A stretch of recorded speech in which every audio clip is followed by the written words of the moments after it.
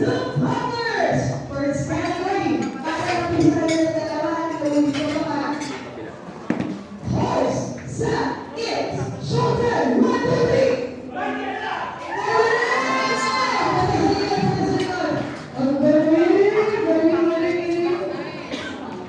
good morning. Parang hindi ko kayang pantayin yung energy ni Sir. Parang papatayin ko yung energy ni Sir. Hanggang dito na yung energy ko. Okay, sa recap po natin. Actually, parang tatlo po yung naitanda ko lang. Una, dahil sa ALS, nawalan ng asawa.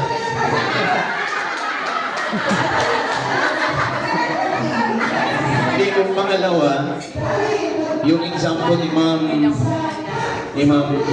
Ben, yung find the value of X daw. Para sa akin kasi, zero na yung value ng X.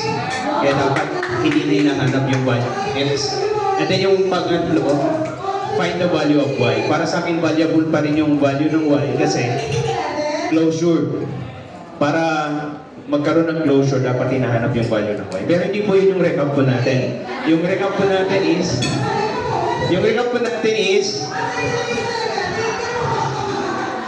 we will analyze whether the statement is fact or bluff.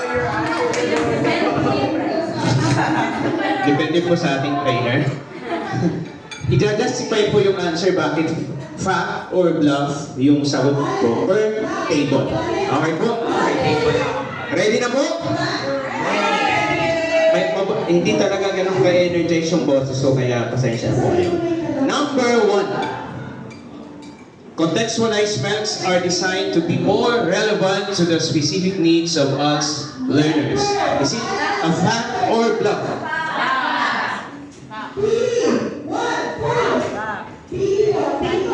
Dito? Fact or bluff? Okay, bakit fact? Dito yung unang nagsabi.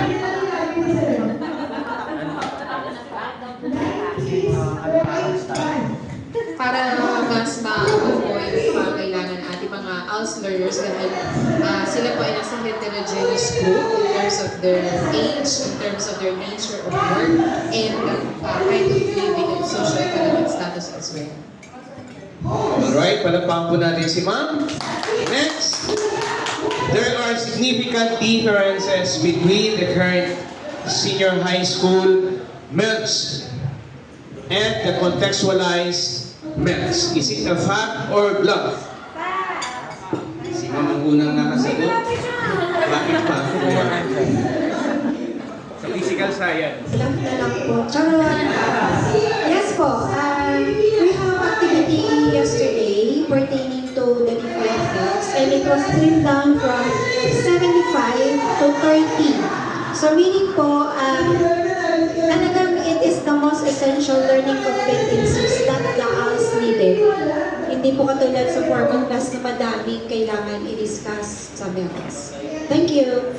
Alright, thank you po ma'am. At isa pa po doon is in-unpack na po natin para ma-contextualize depending doon sa needs ng ating mga ALS learners. Next, contextualized MELCs are more flexible and adaptable to accommodate the diverse learning styles and needs of us learning. Is it a fact or bluff?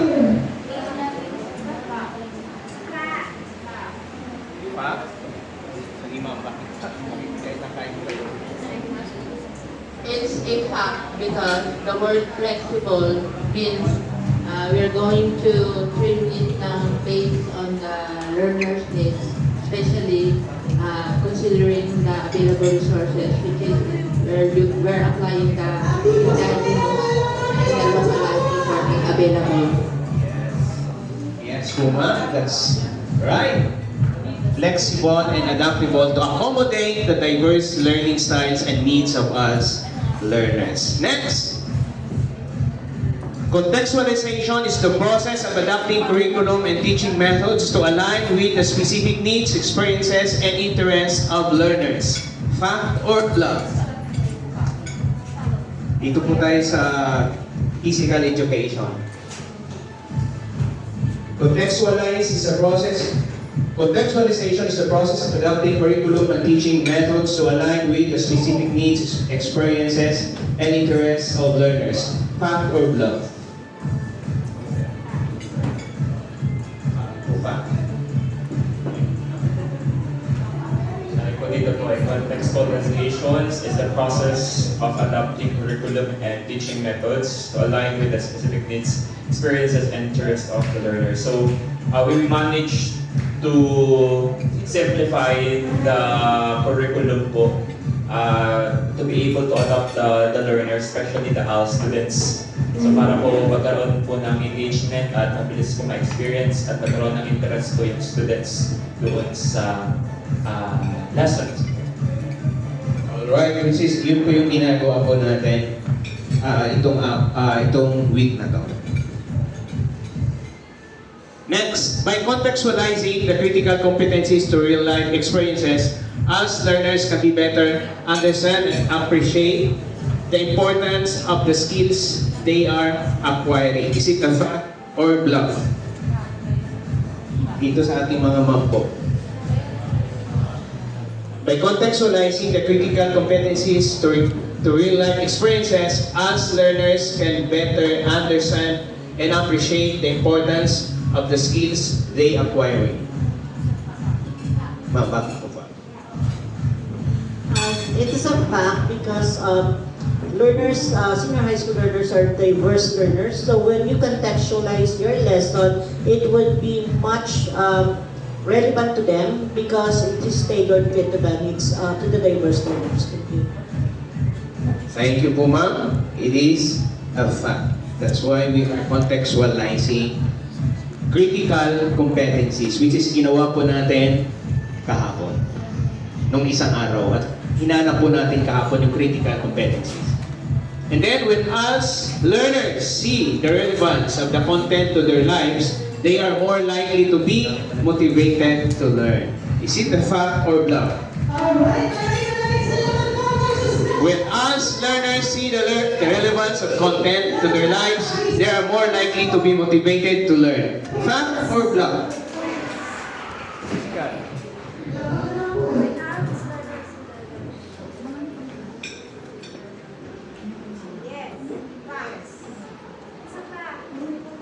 Why fact?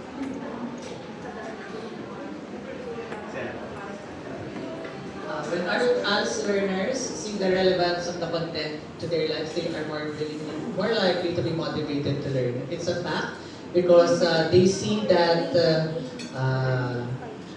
the content will be usable in their daily lives and they will benefit from what they are learning from school.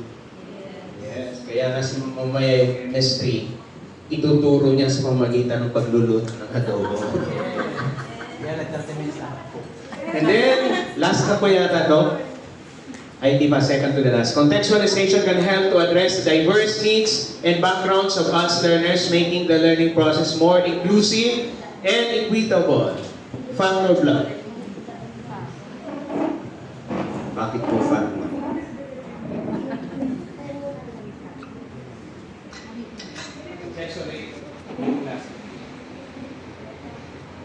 Fact po siya kasi kapag po, since may iba't iba pong background yung ating learners. So depende po sa kung ano po yung